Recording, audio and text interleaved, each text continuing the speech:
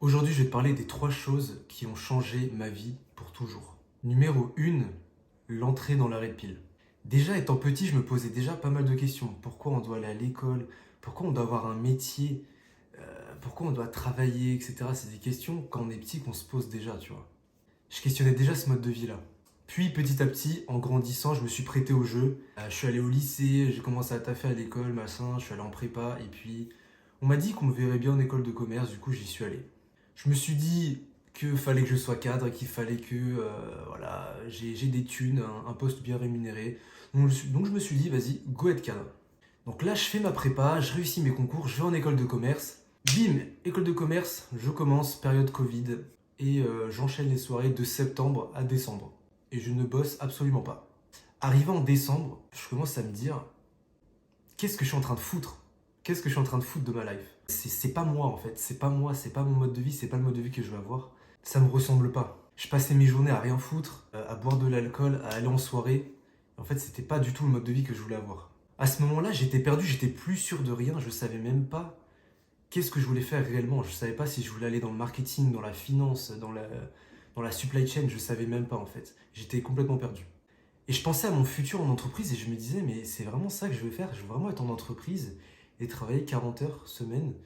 Et puis, faire un truc qui me passionne pas vraiment. Donc clairement, c'était une période où j'étais pas motivé par la vie qui m'attendait juste après, quoi. Dans le même temps, je suis tombé sur des youtubeurs Red Pill qui m'ont mis une grosse clacasse dans la tête parce que j'ai réalisé que ma vie c'était de la merde. Ma vie c'était de la merde. Clairement, je me suis dit, faut que tu fasses quelque chose. Donc c'était un peu une période déprime, j'étais pas dans la ville de chez mes parents, j'aimais pas la ville dans laquelle j'étudiais. Les études, c'était tout pourri, très clairement, et j'étais complètement perdu.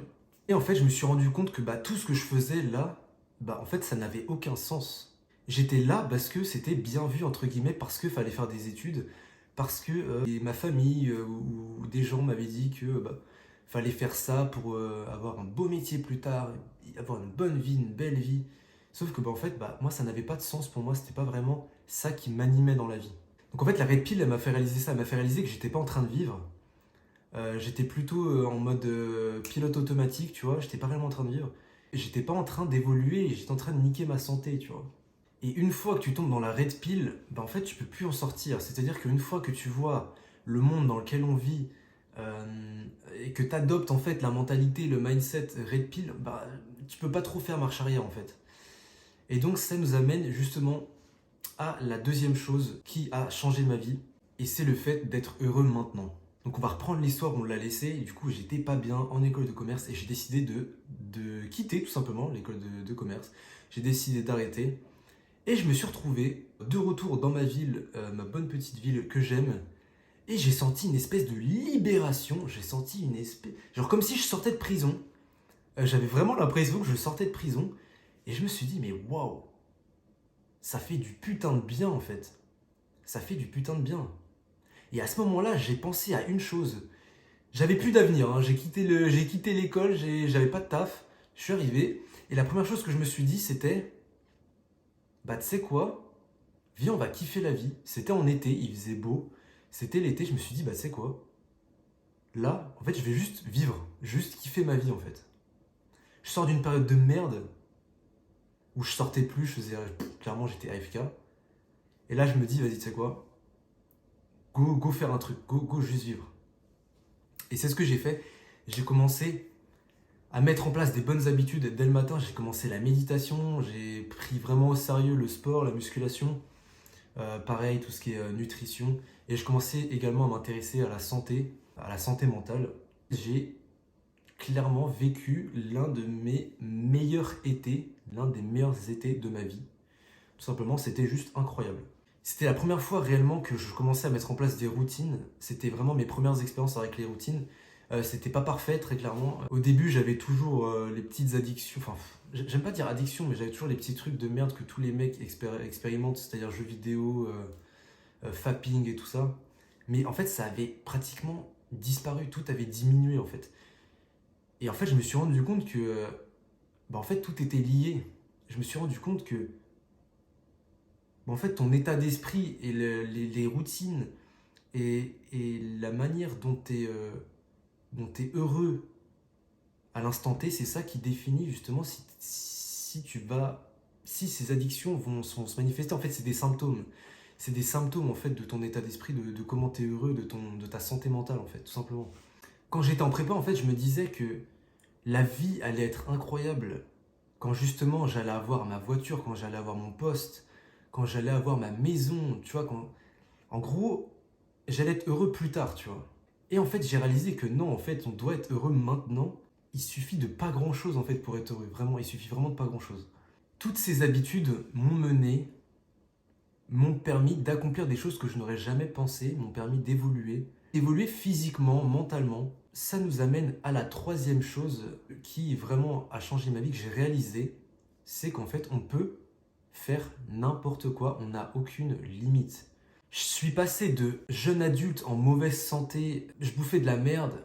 Très clairement, c'était pas bon du tout en fait. Je suis passé de ça à avoir un physique plutôt pas mal, à être heureux, sans même avoir besoin d'avoir 15 000 trucs dans ma vie. J'ai accompli des choses que j'aurais jamais pensé accomplir, que ce soit dans le domaine du sport, que ce soit dans le domaine mental.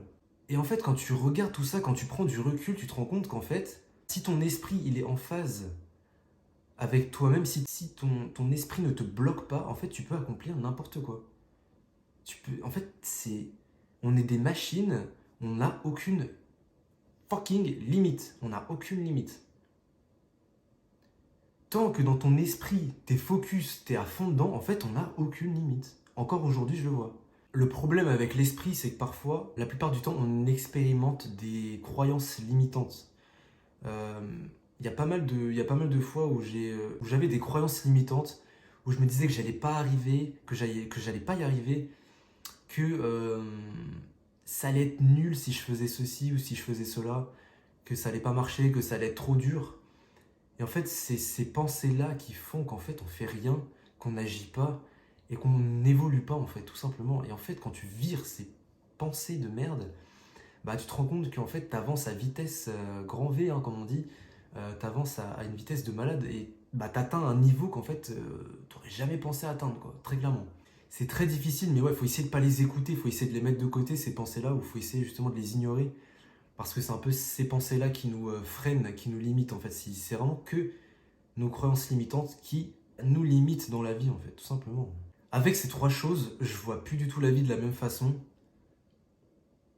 J'ai l'impression qu'en fait tout est possible, j'ai l'impression que si on s'en donne les moyens, bah, en fait bah, tout peut arriver, on peut accomplir énormément de choses. Et en fait voir la vie de cette manière-là c'est assez positif. Parce qu'en fait on n'est pas coincé dans une espèce de fatalité, on n'a pas une malédiction en fait. On a les pieds sur terre, on considère que ce qui nous arrive dans notre vie, bah, en fait c'est de notre responsabilité tout simplement. C'est de notre responsabilité. Et en fait on prend nos responsabilités, on visualise ce qu'on veut et après on fait ce qu'il faut faire. Peut-être que ces trois choses peuvent changer ta vie également, ou vont changer ta vie. Dis-moi en commentaire si c'est le cas.